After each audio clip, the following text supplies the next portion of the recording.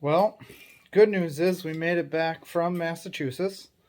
It was more work than I don't want to say it was more work, but it was more stressful than I thought it was going to be. We got out late. Um, we had some stuff break down, so we couldn't leave before it was done. So it took some time. I think we got 1 hour of sleep before we got up, started driving down.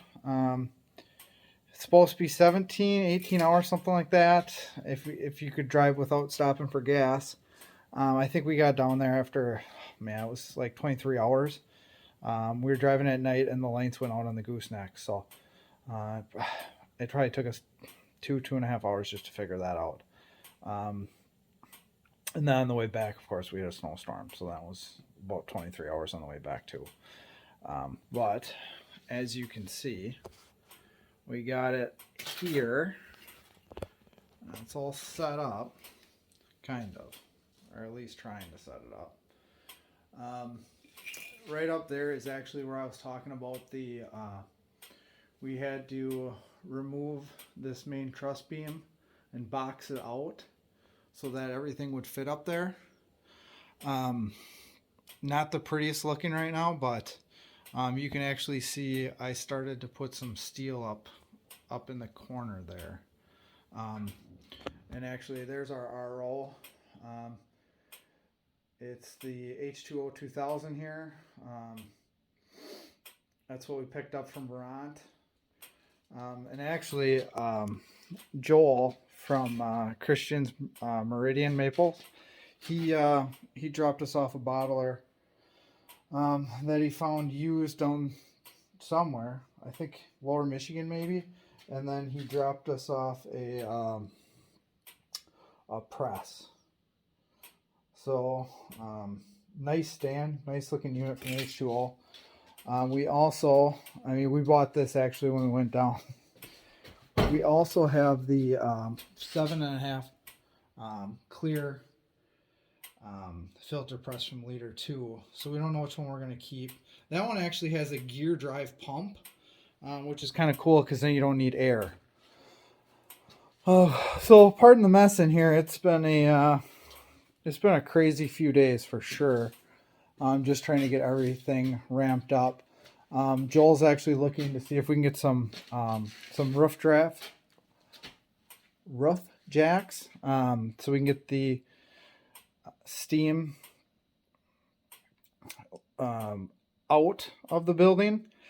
And I guess the cool thing with them is because when you pick up the lid like this, you need them to slide back and forth. So you can't just use like a standard Menards, which in my head is what I thought was going to happen there. So hopefully I get those in a couple days. I think we have a contractor stopping next week to help us get that done actually. And then we just have to get the some fuel oil here. And I don't think we're going to be doing much cooking this year, but we wanted to try to figure it out since that way we're not going to get to the RO this year. But if we can figure out this evaporator situation with the steamaway hood, get that all running, boil a couple gallons, see how it goes. That way it's not such a learning curve next year when we're rocking and rolling. So yeah, as I said last video, I should have been filming probably the whole way, on the trip, but I was pretty sleep deprived actually. I thought I might be. I usually don't fall asleep in the car. I was hoping I would fall asleep in the car. I think, let's see, and we calculated all. I'll probably get this wrong, but in 40, we drove for about 45, 46 hours in a period of about 50, 55 hours. And I slept for 3 of those hours driving. So, and 6 hours in a hotel. And that was, we left Friday morning. We got back Sunday morning. So we hammered down. If we wouldn't have had that snowstorm, we'd have been back a lot earlier though. That would have been ideal, but that's just how it goes when you're driving those kind of miles. You're always going to be something wrong. So, I'll try to keep you updated. Maybe I'll do some videos with the roof jack going in. And then maybe hopefully I'll have that all steeled out and I'll have the roof back together. You can see I tore a bunch of panels off to see what I'd be able to do here.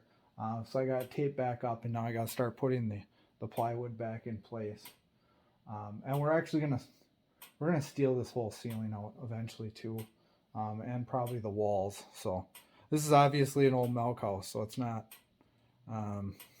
was never really set up for this, but pretty close. So yeah, stay tuned, and I'll keep you updated.